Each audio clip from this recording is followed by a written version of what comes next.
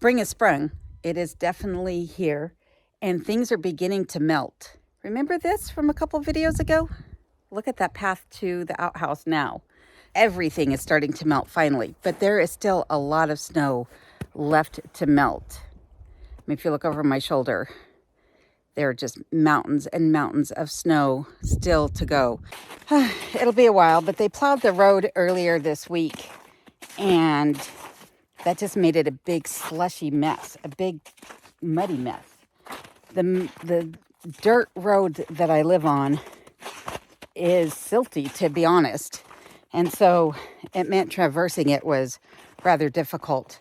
The berms here at my property, these are about 3 feet high, but the berms on the road are about 6 feet tall. And with that road being muddy the way it was and hard to traverse, if you drove the speed limit, it meant you were going to go right into those snowbanks on the side. Kenai and I went into Glen Allen this week so I could turn in my hunting tags because caribou season ended on the 31st of March. And you have to turn in your tags whether you have harvested a caribou or not. You have to turn in your tags 15 days after the end of the hunting season.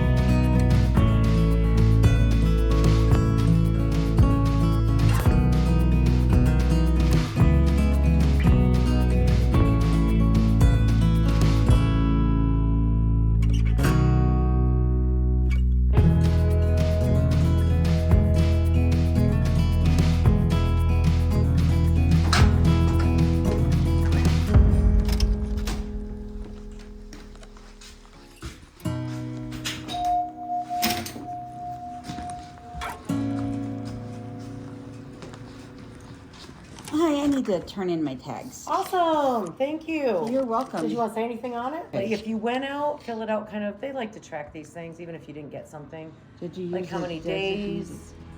What did you use?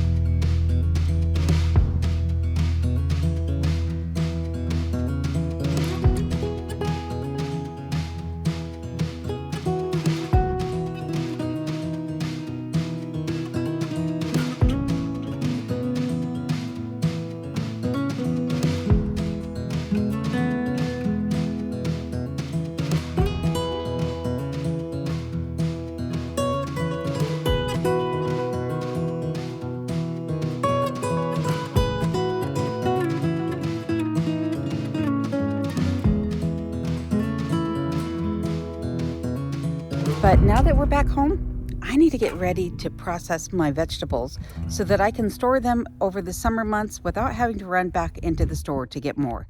So join me inside and I'll show you how I'm storing fresh vegetables over the next few months. In last week's video, I showed the beginning of my 6-month grocery haul. Normally, I shop twice a year and for about 6 to 8 months worth at a time. This time around, I only bought a portion of what I'll need to carry me through until fall. But some of the things I purchased was my fresh vegetables for the summertime. I will be planting a garden this year, but until that garden is ready to harvest, I'll still need vegetables to eat, and I want these to last as long as possible. So today I'm going to show you how I plan on preserving these. And the first thing I'm going to start with is this cauliflower.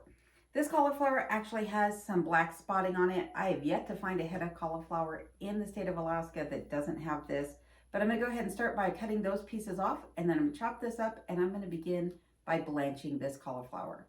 Not only will I be blanching the cauliflower, but I'm also going to blanch the zucchini, but things like the baby bok choy, green peppers, and green onions, these are just going to get chopped and frozen directly. There's no need to blanch those things before freezing. The mushrooms that I have here, these I will be preserving in another way, so make sure you stick around for that. If you're curious about the daikon radishes that I purchased, be sure to check out the video that is linked up above, as well as the end of this video. I'll leave a link to the video where I show how I preserve daikon radish. You won't want to miss it. But anyhow, I need to begin by taking a paring knife and going ahead and cutting off all those black spots and chopping up this cauliflower. As I cut up this cauliflower, I want to make sure that the pieces are all relatively the same size, and that way they'll cook evenly as I blanch them. And you might have some pieces that are smaller than others, and you know, that's not too much of a worry, but you don't want to have one that is about this size and then have one this size. As you can see, they're quite different, and this one would cook a lot faster and this one would be undercooked. So I'll be chopping them all roughly about the same size, but still leaving some pretty meaty pieces in doing so.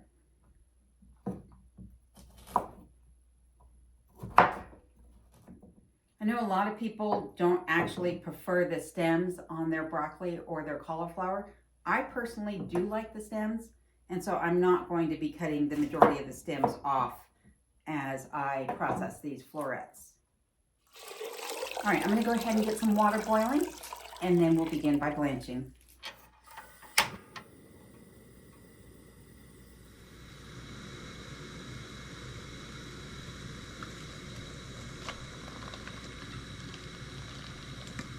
I'm going to leave these in here for about 2 minutes, and then I'm going to dunk them immediately into an ice bath, and that'll stop the cooking process. After that, I'm going to lay them out flat on a cookie sheet, and then I'm going to place them in the freezer, let them freeze on the cookie sheet in a single layer. Once they've frozen, I'll remove them from the cookie sheet, place them in a Ziploc bag, and remove all air from there as much as possible, and then I'll go ahead and stick them back in the freezer where they'll remain until I need them. I know a lot of people have commented in the past that I should get a food saver, a vacuum sealer of some sort. I actually have one, but I don't prefer really to use it. I can get most of the air out of these bags simply by rolling them and pushing the air out. And I'll be breaking into these bags several times over the course of their life as they live in the freezer. I find that food saver bags are best when used for things like meat or a single meal that you're going to throw away the bag when you're done with it.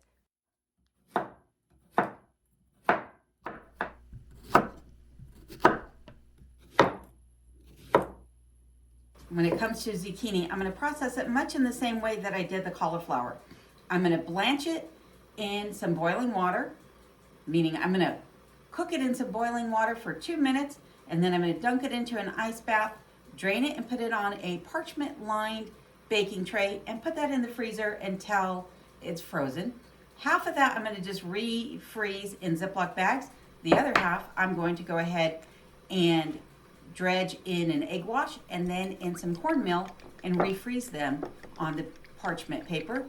Once they're frozen, I'll bag them up, and then I can have fried zucchini any time of the year without having to go back to the grocery store to get more fresh zucchini.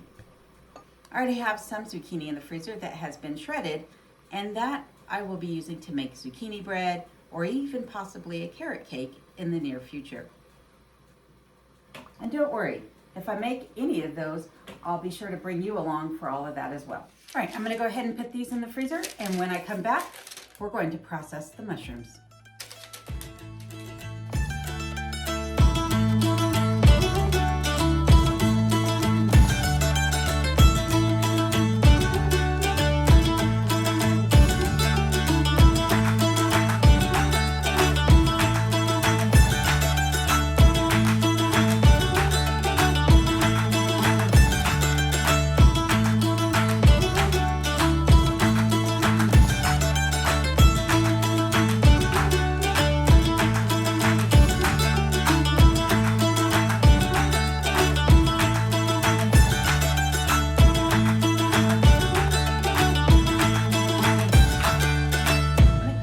Preserving the mushrooms, I want to clean them off first. So the first thing I'm going to do is either take a dry paper towel and just brush away any debris or dirt that might be on them, or you can use a soft bristle brush like this one that I have here.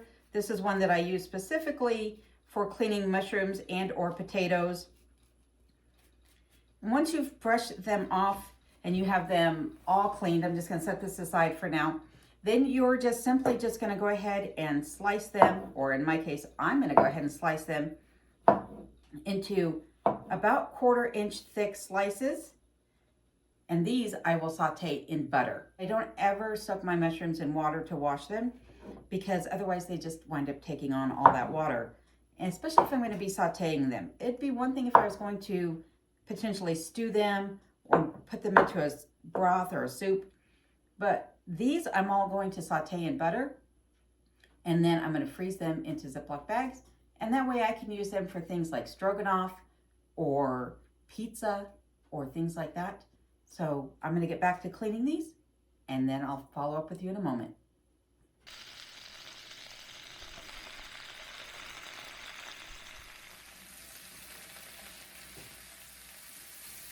So I'm going to saute these in small batches, about 1/3 of the total volume of mushrooms, until they're reduced in size by about half. That way I know that they've been cooked through. So here you can see these have reduced by about half, and I'm going to take them off the heat. I'm going to set them aside, and then once they've cooled off, I'm going to go ahead and put them in a Ziploc bag, and they'll go directly in the freezer, where I can then use them for things like stroganoff or pizza or anything that my little heart desires.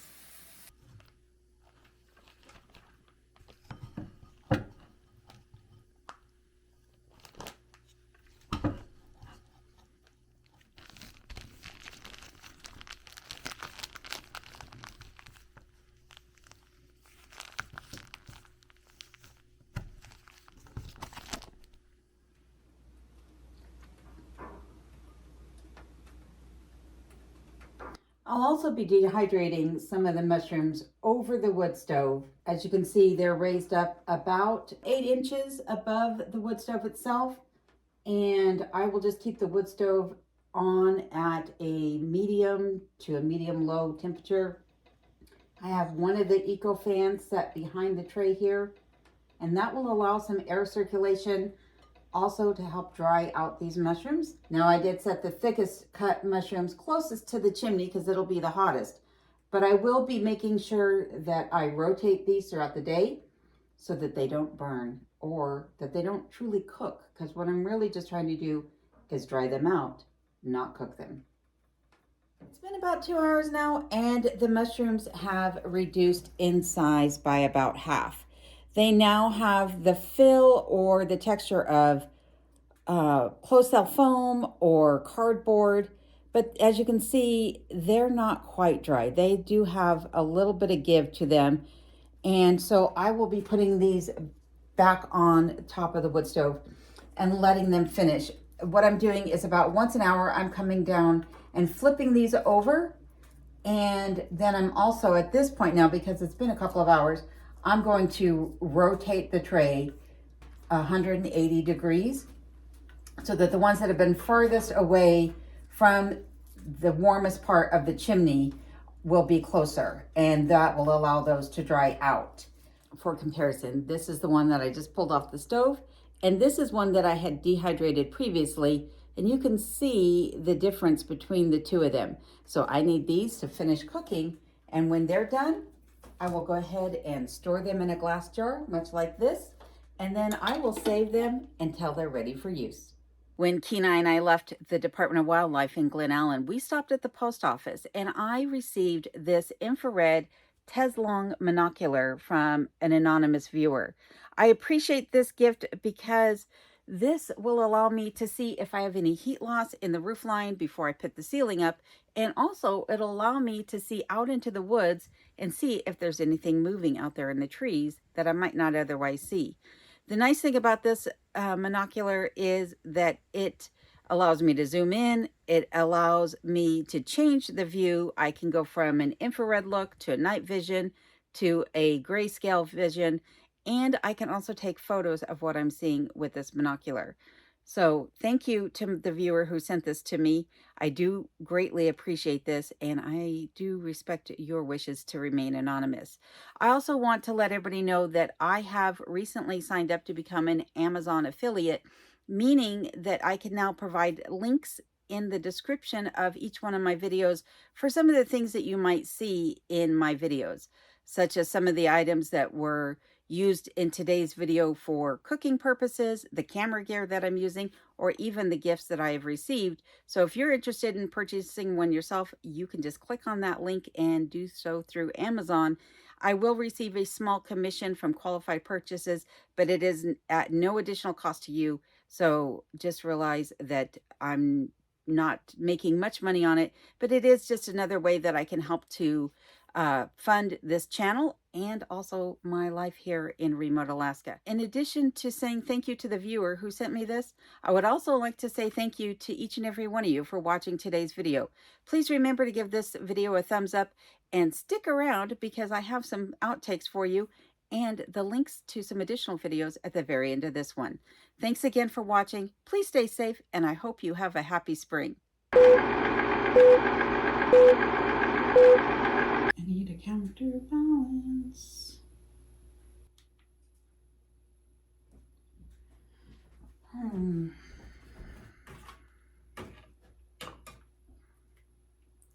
Oh, I'm still filming? Not surprised. You might be wondering, Alon, where'd you get the ice? It's actually snow. I don't have any ice. But that works. I did make sure to get the freshest and the cleanest of the snow.